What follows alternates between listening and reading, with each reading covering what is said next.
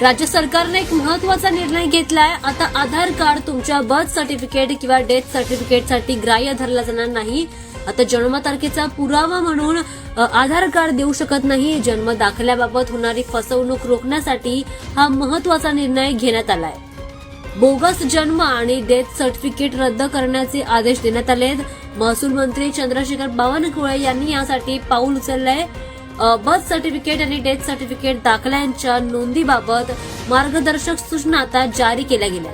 राज्यात बेकायदेशीर आणि खोट्या कागदपत्रांच्या आधारे मिळवलेल्या बर्थ सर्टिफिकेट आणि डेथ सर्टिफिकेट दाखल्यांचं मोठं रॅकेट मोडण्यासाठी हा निर्णय घेण्यात आलाय।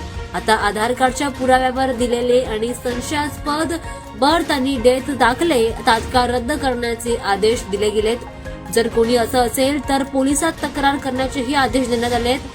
महाराष्ट्र सरकारने याबाबत आदेश जारी केलेत। आधार कार्ड हे विलंबित जन्म प्रमाणपत्र बनवण्यासाठी पुरावा म्हणून ग्राह्य धरले जाणार नाही। प्ले स्टोअर वरून वर्तमान निर्णय ऍप डाउनलोड करा किंवा वर्तमाननिर्णय.com या वेबसाईटला लगेच भेट द्या। स्पर्धा परीक्षेच्या तयारीत एक पाऊल पुढे जायचं असेल तर आताच सबस्क्राईब करा वर्तमान निर्णय।